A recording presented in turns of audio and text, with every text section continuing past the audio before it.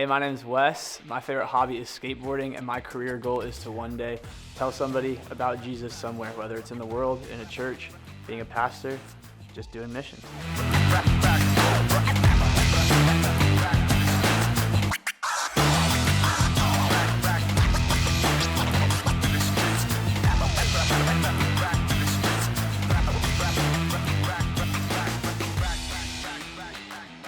I got into skating. I remember I was like really young, like in elementary school, and there were all these older kids in my neighborhood that would just like skate down the street. They'd put like traffic cones out in the middle of the street and they'd like ollie over them and stuff. It was just like these older guys that were in like middle school and high school that would just skate outside my house. And I was like, they're cool. Like, I want to be like them.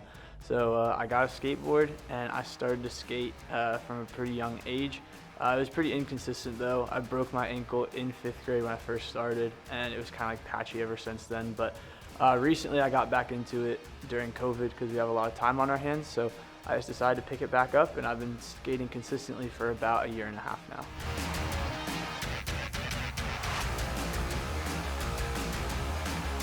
When I was in high school, me and my buddies were like in a discipleship group, but the discipleship group got canceled because our discipler was busy at work. So all of us skated together, and so we're like, well, we already have this time set aside to be discipled, like why don't we do something with it? So we headed down to like Innovation Way, and on that road is a giant, like massive landfill.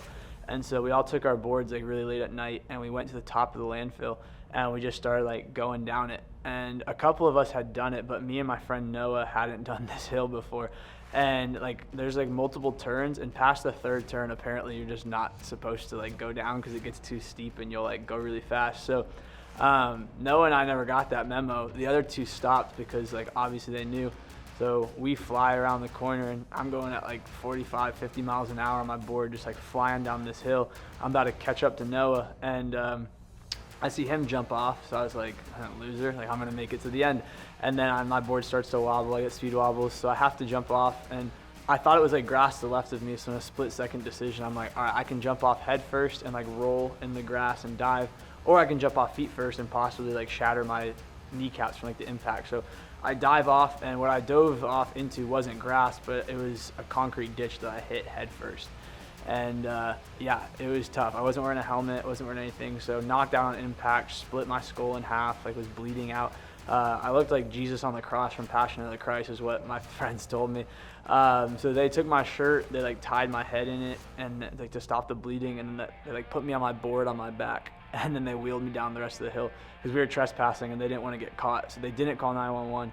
They dug a hole underneath the fence, put me under the fence, threw me in the back of my buddy's 4Runner, and then took me to get water at Publix for whatever reason, because apparently I was dehydrated and they thought that was priority number 1. Finally took me to like a walk-in clinic. They were like, we're not the people for this, take him to the hospital. So then they finally called my parents. My parents took me to the hospital.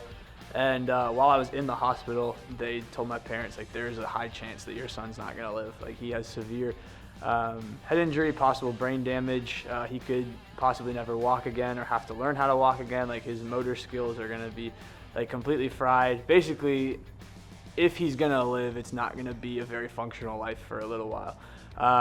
But you know, by the grace of God, my swelling in my brain stopped. It went down. You know, I was able to retain enough blood and stuff to keep me going.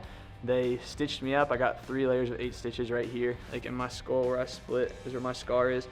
And then I was in a coma for the 4 days. So I woke up 4 days later, was being wheeled out of the hospital, and I walked away completely fine with just a fractured skull right here where my tattoo is, and it's Psalm 91:5, you will not fear the terror of night, nor the arrow that flies by day.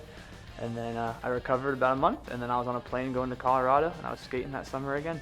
And yeah, God's got me here for a purpose. And it's just, that story is very evident of it. So that's kind of what happened there.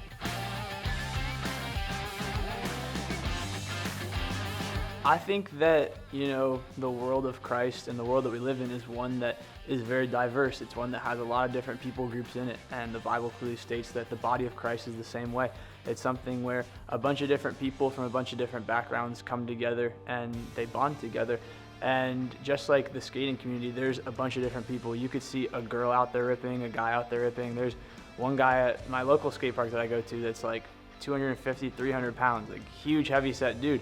and he's a sponsored skater. Like, he gets out there and rips. And so I just love that it's a way for people to express themselves, and everyone looks different and everyone acts different, but we come together around one purpose, just like the body of Christ is a bunch of different people coming together around Christ. So that's why I really appreciate it.